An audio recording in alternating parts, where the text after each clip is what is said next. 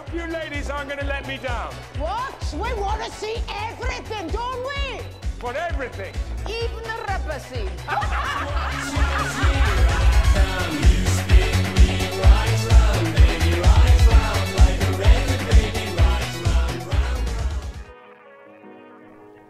Pride, a film that needs to be made.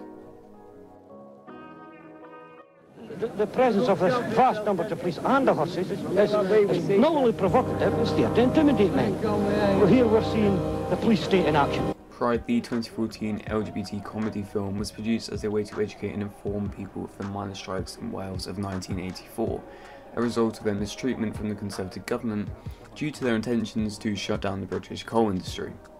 Many Welsh villagers relied on the coal industry as the main source of income and security for future employment. As a result, the strike was launched against National Coal Board, a government-led corporation founded in 1946. At a similar time, the LGBT community were in opposition towards the Tory government due to how negatively they were being perceived by others in the Conservative-controlled media.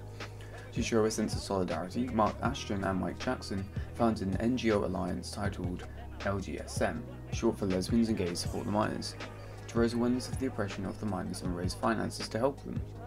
However, due to the era and the biased media, the minority LGBT groups and the working class Welsh miners were at social disadvantage due to them straying from the social norms of conformity.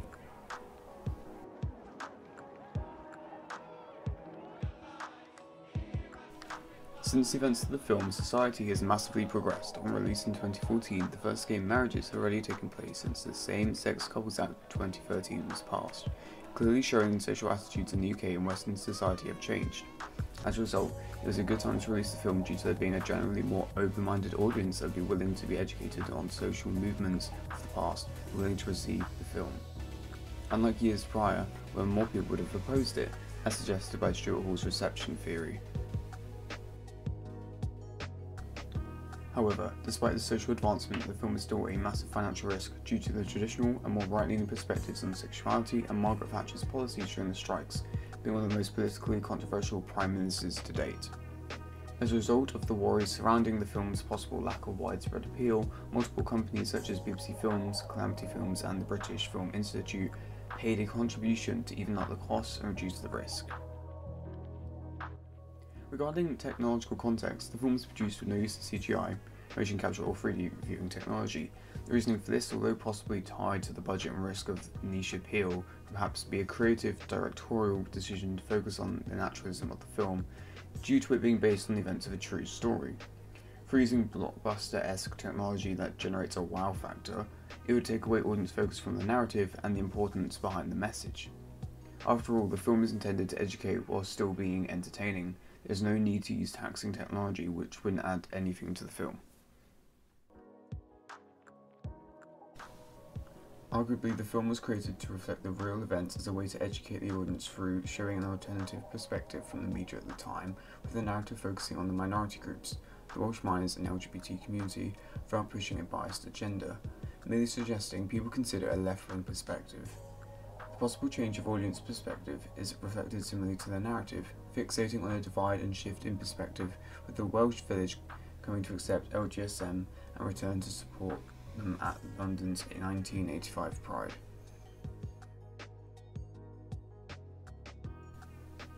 However, although based on real events, the film isn't fully reflective. There are constructionist elements weaved in to make the film more engaging for the audience.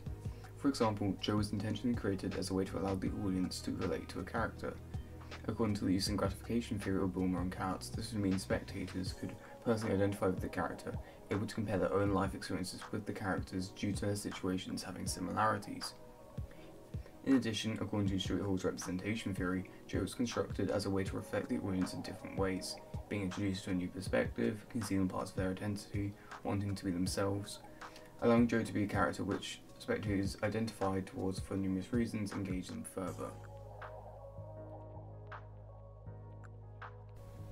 According to the social and historical context combined with the audience theories, it's easy to argue that the film needs to be made as a way to promote inclusivity and to educate and inform the audience of British history that's not only important socially but politically and culturally as well.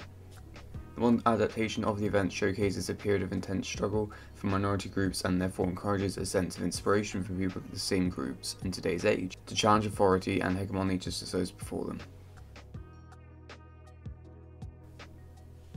This is implied through the ending scene in which all the characters from the two originally divided groups of hegemonic Welsh miners and the outcast LGBT community are reunited. The presence of solidarity is accentuated by the recognition of what they have in common: their shared oppression at the hands of those with governmental power. Throughout the scene, as the film draws to a close, slow motion takes place in the form of medium shots within the Pride Parade, highlighting those who are real people and the amazing things they have accomplished. Explicitly showing the reflective elements of the film with an uplifting tone of progression, as the unity between both groups formed a bond that meant gay and lesbian rights were enshrined into the Labour Party's manifesto, which led to it being passed as a result of the National Union of Mine Workers' votes, thus creating a new equilibrium parallel to that of normality in modern life, almost forming a sense of dramatic irony.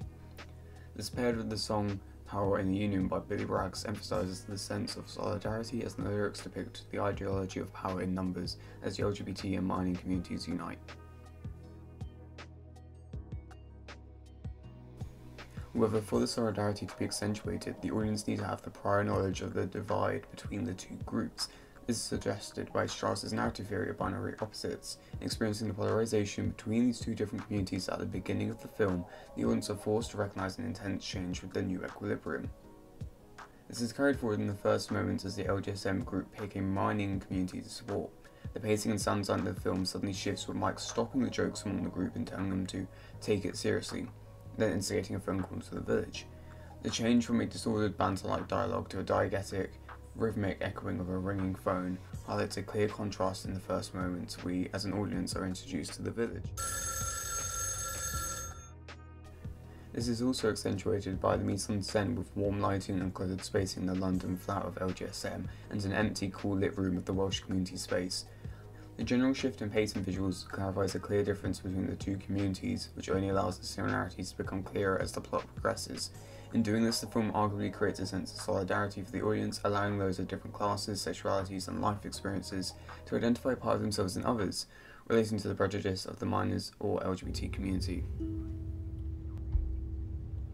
I see.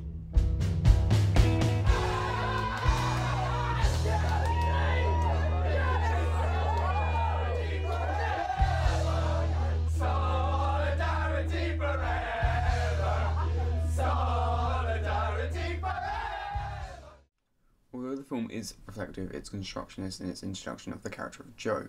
He acts as a link between the film and the audience, and he represents the audience's perspective. Even if a spectator can't relate to the character's sexuality, they can relate to being new to the events of the film and being educated as a result.